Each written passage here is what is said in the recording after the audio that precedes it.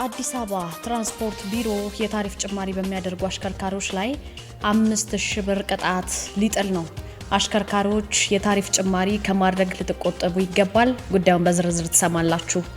ካናዳ ምዝገባም ሆነ ስምሪት እንዳልተጀመረ የስራና ክህሎት ሚኒስቴር ገልጿል። ዝርዝር አለን። የ8 ሰዓት የእንቅልፍ ህግ ጊዜው አልፎበታል እየተባለ ነው። አንድ ሰው በእርግጥ ምን ያህል ሰዓት መተኛት አለበት የሚለውን ጉዳይ በዜናችን አካተነዋል። በህገ ወጥ መንገድ ሲጓጓዝ የነበረና ከ8 ሚሊዮን ብር በላይ የሚያወጣ ነዳጅ ተይዟል። ከየት ወደ የት ነው ይሄ ነዳጅ ሲዘዋወር የተያዘው የሚለውን ሰማላችሁ።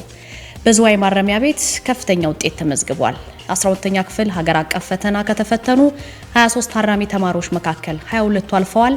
ከፍተኛ ውጤት ደግሞ 531 ሆኖ ነው የተመዘገበው። ዝርዝሩን ይዘናል።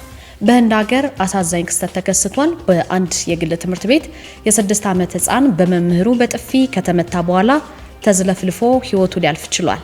ይሄ ጉዳይ የበርካታ መገናኛ ብዙሃንንና በህንድ አካባቢ ያሉ ሰዎችን ያሳዘነ ሆኗል። የምትሰሙት ነው። እንደምን ውላችኋል? አሃዱ ኒውስ 24 የመረጃ ቻናላችን ነው።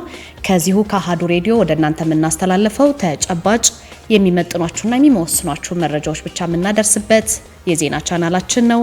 በዩቲዩብ ቻናላችን ላይ አሃዱ ኒውስ 24 ብላችሁ ሰርች በማድረግ ታገኙታላችሁ። ሰብስክራይብ አድርጋችሁ ከ75000 በላይ ተከታይ ባለው የዩቲዩብ ቻናላችን ላይ ዜናዎቻችንን ከሰኞ እስከ ዓርብ ታገኛላችሁ። ከዛ ባሻገር በፌስቡክ የቀጥታ ስርጭት ይህ ዜና ለእናንተ ምንም ሳይቆራረጥ ይደርሳችኋል። እንዲሁም ደግሞ አጫጭር መረጃዎችን በዚሁ በፌስቡክ እና በቲክቶክ ቻናላችን ላይ ይተላለፋሉ። ከሰኞ እስከ ዓርብ ድረስ ያለ መሰልቸት እናንተን እናገለግላለን። አብሬያችሁ መቆየው ናርዶስ አለማየሁ ነኝ። በቀጥታ ወደ መረጃዎቹ እንለፍ። ሰብስክራይብ ማድረግ እንዳይረሳ።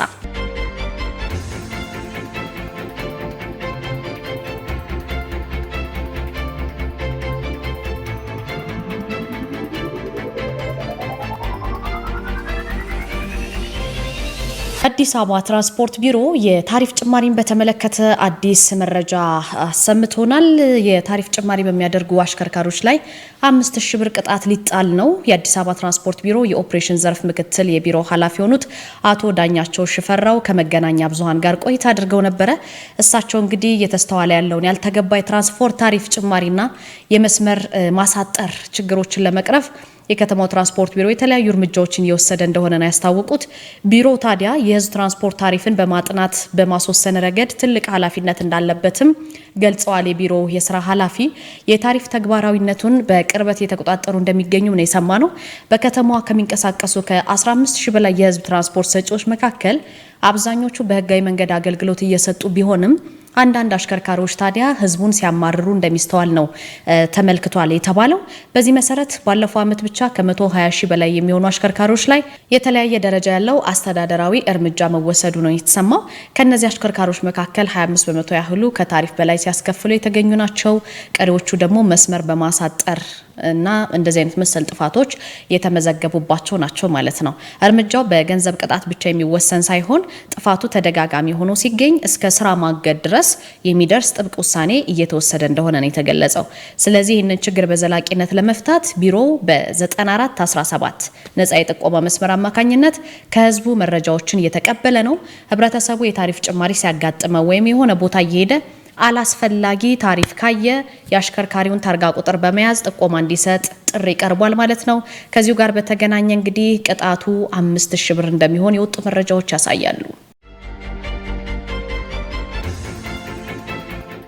የካናዳ ጉዳይን በተመለከተ የስራና ክህሎት ሚኒስቴር ምንድነው ያለው? የስራና ክህሎት ሚኒስቴር መቀመጫውን ካናዳ ካደረገው ፊውቸር ፊት ኢንተርናሽናል ጋር በክህሎት ልማትና በውጭ ሀገር ስራ ስምሪት ዙሪያ በቅንጅት መስራት የሚያስችለውን ስምምነት በኢትዮጵያ የካናዳ አምባሳደር መፈራረሙን መግለጹ የሚታወስ ነው። ስምምነቱ ዜጎችን በክህሎት አብቅቶ ለዓለም አቀፍ የስራ ገበያ ለማቅረብ የሚረዳና በካናዳ መንግስት ሙሉ እውቅና ያለው ስለሆነ ወደ ካናዳ የሚደረገውን የዜጎች ስምሪት በህጋዊ መንገድ ለመምራት አዲስ ምዕራፍ የሚከፍት ነው ተብሏል ማለት ነው። ስለዚህ ይህን ተከትሎ በርካታ አሳሳች ማስታወቂያዎች፣ ሐሰተኛ መረጃዎች ሲሰራጩ ቆይተዋል። በተለያየ ጊዜም ከሚኒስትሩ ጨምሮ ወደ ካናዳ የስራ ስምሪት አለመጀመሩን ሲገለጽ ነው የቆየው። ይህንን አስመልክቶ የስራና ክህሎት ሚኒስቴር ካናዳ ምዝገባም ሆነ ስምሪት አልተጀመረም ሲል ነው የገለጸው። ከዚህ ቀደም የተፈጸመው ስምምነት በዋነኝነት ኢትዮጵያውያን ወጣቶች በዓለም አቀፍ የስራ ገበያ ብቁና ተወዳዳሪ እንዲሆኑ ለማስቻል መሆኑን ገልጿል። ስምምነቱን በዋነኝነት በሚከተሉት ነጥቦች ላይ ነው የሚያተኩረው። ከካናዳ ኮሌጆች ጋር በመተባበር ተማሪዎችን በዓለም አቀፍ የስራ ገበያ በሚፈለጉ ክህሎቶች ማሰልጠን ነው። ብቁ የሆኑ ተማሪዎችን ደግሞ በካናዳ በሚገኙ የትምህርትና ስልጠና ተቋማት የነጻ ትምህርት እድል እንዲያገኙ ማመቻቸት ነው። ከዚህ ስምምነት ውጪ ሚኒስትሩ ወደ ካናዳ ህጋዊ የስራ ስምሪት ጀምሯል በማለት የተሳሳተ መረጃ፣ ሀሰተኛ መረጃ የሚያሰራጩ የሚሰጡ ወደ ካናዳ እንልኮታለን በማለት ከፍተኛ ገንዘብ ከዜጎች የሚጠይቁ ከሚኒስትሩ ህጋዊ ውክልና ተሰጥቶናል ከሚሉ አጭበርባሪዎች ዜጎች ራሳቸውን እንዲጠብቁ አሳስቧል። ከዛ ውጭ ግን የስራና ክህሎት ሚኒስቴር ኢትዮጵያ የሁለትዮሽ ስምምነት ወደ ተፈራረመችባቸው ሀገራት በህጋዊ መንገድ ብቻ ዜጎችን በማሰማራት ላይ እንደሚገኝ ገልጿል። ሀገራቱ እነማን ናቸው የሚለውን ሳውዲ አረቢያ፣ የተባበሩት አረብ ኤሚሬትስ፣ ጆርዳን፣ ኳታር፣ ሊባኖስ እና ኩዌት ናቸው ማለት ነው። አጠራጣሪ እንቅስቃሴዎች ሲኖሩ ግን በ9138 በነጻ የስልክ መስመር ወይም ደግሞ በአቅራቢያ በሚገኝ የህግ አስከባሪ አካላት ጥቆማ እንዲሰጥ፣ ከዚህ ውጪ የሚያጋጥም ነገር ካለ ጥቆማ እንዲሰጥም መልእክት ተላልፏል። እንቅልፍን በተመለከተ የ8 ሰዓት እንቅልፍ ተደጋጋሚ ይነሳል። የ8 ሰዓት ጊዜ እንቅልፍ እንግዲህ ሰዓቱ አልፎበታል ይባላል። አንድ ሰው በእርግጥ ምን ያህል ሰዓት መተኛት አለበት? ለዘመናት እንግዲህ ሰዎች በቀን ውስጥ 8 ሰዓት መተኛት አለባቸው የሚለው እምነት የተሳሳተና ጊዜው ያለፈበት መሆኑን አዳዲስ የሕክምናና የሳይንስ ጥናቶች ይፋ ያደርጋሉ። በቅርቡ በብሬን ሜዲሲን ሳይንሳዊ መጽሔት ላይ የወጡ ጥናቶች ሲያሳዩ እያንዳንዱ ሰው እንደ እድሜው እንደ ጾታውና እንደ አካላዊ ሁኔታው የሚያስፈልገው የእንቅልፍ መጠን ይለያያል። የሰሪ ዩኒቨርሲቲ የፋክስና የእንቅልፍ ተመራማሪዎች እንዳረጋገጡት ግን የ8 ሰዓት የእንቅልፍ ህግ አመጣጥ በ19ኛው ክፍለ ዘመን አጋማሽ ላይ 8 ሰዓት ለስራ፣ 8 ሰዓት ለመዝናናት፣ 8 ሰዓት ለእንቅልፍ በሚል ከተቀረጸ ማህበራዊ ፍልስፍና እንጂ ፍጹም ሳይንሳዊ መሰረት ያለው አይደለም ነው የሚሉት ተመራማሪዎች። እንግዲህ የኤሌክትሪክ መብራትና የቴክኖሎጂ ውጤቶች በሌሉባቸው ጥንታዊ የማህበረሰብ ክፍሎች ላይ ጥናት አድርገው ነበረ። ሰዎች በቀን ከ5.7 እስከ 7.1 ሰዓታት በአማካይ 6.4 ሰዓት ብቻ ማለት ነው ተኝተው ሙሉ ጤንነታቸውን ጠብቀው መኖር እንደሚችሉ አረጋግጠዋል። ከዛ ውጭ ግን በዘመናዊው ዓለም ስናይ ሰፊ የሰውነትና የአእምሮ ምርመራ ያደረጉ ጥናቶች ሲያሳዩ ለሰው ልጅ አካላዊ ጤንነትና ለአካል ክፍሎች እድሜ ማደስ አነስተኛና ተስማሚ የሚባለው የእንቅልፍ መጠን ከ6 እስከ 7 ሰዓት መካከል ነው ማለት ነው። የአሜሪካ ብሔራዊ የእንቅልፍ ፋውንዴሽን መረጃ ደግሞ ምን ይላል? እድሜያቸው ከ26 እስከ 64 ባሉ አዋቂዎች ዘንድ ከ7 እስከ 9 ሰዓት መተኛት የተለመደ ቢሆንም ለአንዳንዶች ግን ከ6 እስከ 10 ሰዓት ባለው ውስጥ መተኛት ተፈጥሯዊ ሊሆን ይችላል። ከተፈለገው መጠን በላይ አብዝቶ መተኛትም ሆነ አነስተኛ እንቅልፍ ማግኘት ለልብ ህመም፣ ለስትሮክ፣ ለክብደት መጨመር እንደዚህ አይነት በሽታዎች እንደሚያጋልጥ በጥናቱ ተመላክቷል። በምስራቅ ሸዋ ዞን እንግዲህ በህገወጥ መንገድ ሲጓጓዝ የነበረ ነዳጅ በቁጥጥር ስር መዋሉን ፖሊስ ነው ያስታወቀው። የአዳሚ ቱሉ ጁዶ ኮቦልቻ ወረዳ ፖሊስ ጽሕፈት ቤት ኃላፊው እንደገለጹት ከሆነ የሰሌዳ ቁጥሩ ኮድ 39961 ተሳቢ ተሽከርካሪ ነው በድርጊቱ የተሳተፈው። ነሐሴ 20 ቀን 2018 ዓ.ም መነሻውን ከጅቡቲ ነው ያደረገው። ተሽከርካሪው አዲስ አበባ ከተማ ከሚገኝ የነዳጅ ማደያ እንዲያራግፍ የጫነውን ነዳጅ ወደ ሻሸመኔ ከተማ ወስዶ ሊያራግፍ ሲል ነው የተያዘው። በአሁናዊ የችርቻሮ የነዳጅ ግብይት ዋጋ ከ8 ሚሊዮን ብር በላይ የሚያወጣ ነዳጅ በህገወጥ መንገድ ወደ ሻሸመኔ ከተማ ሲጓዝ ከህብረተሰቡ በተሰጠ መረጃ ወይም ጥቆማ መሰረት ነው ተይዞ እየተጣራበት መሆኑንም ከቦታው የወጡ መረጃዎች ያመላክታሉ። በማረሚያ ቤት ከፍተኛ ውጤት ተመዝግቧል። ዝዋይ ማረሚያ ቤት 12ኛ ክፍል ተማሪዎችን አስፈትኖ 23 ታራሚዎች ተፈትነው 22ቱ አልፈዋል። ከፍተኛ ውጤት ደግሞ 531 ሆኖ ነው የተመዘገበው። የዝዋይ ማረሚያ ማዕከል እንግዲህ በ2018 የ12ኛ ክፍል ብሔራዊ ፈተና ከወሰዱ 23 ተማሪዎች መካከል 22ቱ ከ300 በላይ ውጤት አምጥተው ማለፋቸውን ፌዴራል ማረሚያ ቤት ኮሚሽን የገለጸው የማዕከሉ ዳይሬክተር ምክትል ኮማንደር ፍቅሬ አብዩ ናቸው።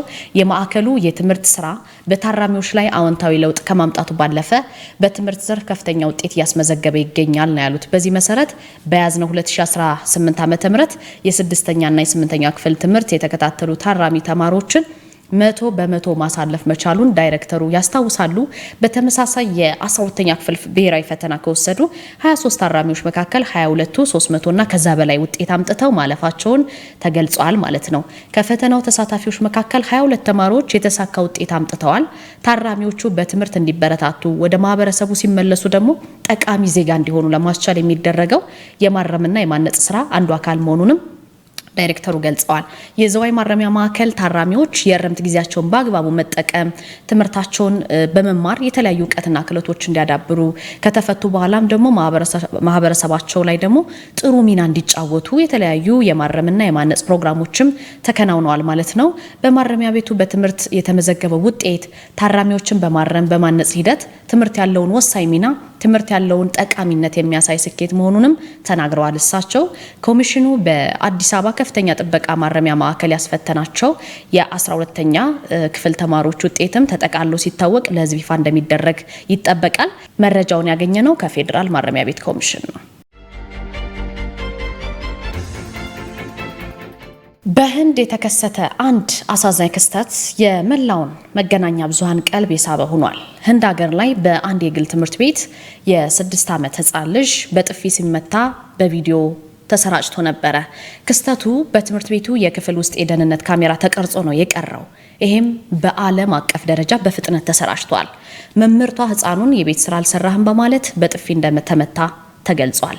በደህንነት ካሜራው ላይ እንደሚታየው ህፃኑ በመምህሩ ፊት በጥፊ ከመመታቱ በፊት በከፍተኛ ፍርሃት ውስጥ ሆኖ ሲንቀጠቀጥና መምህሩን ሲማጸን ሲለምናት ነበረ። በኋላ በጥፊ ከተመታ በኋላ ግን ተዝለፍልፎ መምህርቷ ላይ ወድቋል። ይህንን ቪዲዮ ወደ እናንተ ከማድረሳችን በፊት ምስሎችን እያስመለከትናችሁ ነው። በሰዓቱ ርብርብ ተደርጎ ወደ ጤና ተቋም ቢወሰድም ህይወቱ ግን ሊተርፍ አልቻለም። የህፃኑ ሞት ትክክለኛ ምክንያትና በመምህሩ ድርጊትና በህፃኑ ሞት መካከል ያለው ቀጥተኛ ግንኙነት ምንድን ነው የሚለው ጉዳይ በምርመራ እየተጣራ መሆኑን የህንድ መገናኛ ብዙሃን ያወጡትን መረጃ ይተነዋል። ክስተቱ በትምህርት ቤቶች ህፃናትን ከአካላዊ ጥቃት መጠበቅና የተማሪዎችን ደህንነት ማረጋገጥ ላይ ጥያቄ ያስነሳና ዓለም አቀፋዊ መነጋገሪያ ሆኖ በርካቶችን ያሳዘነ ጉዳይ ሆኗል። ይህ ተማሪ በቪዲዮ ላይ በመላው ዓለም ከተሰራጨ ምስሉ ለመረዳት እንደሚቻለው በመምህሩ በጥፊ ከተመታ በኋላ ተዝለፍልፎ ሲወድቅና ከሰዓታት በኋላ ህይወቱ ሲያልፍ መነጋገሪያ ሆኗል። ውድ ቤተሰቦቻችን ለዛሬ ያዝናቸው መረጃዎች እነዚህ ናቸው። አብራችሁን ስለሆናችሁ እናመሰግናለን። ለሐሴ 21 ያዝናቸው መረጃዎች እነዚህ ነበሩ። ናርዶስ አለማየሁ አብራችሁ ቆየው። በያላችሁበት ጥሩ ምሽት ይሁንላችሁ።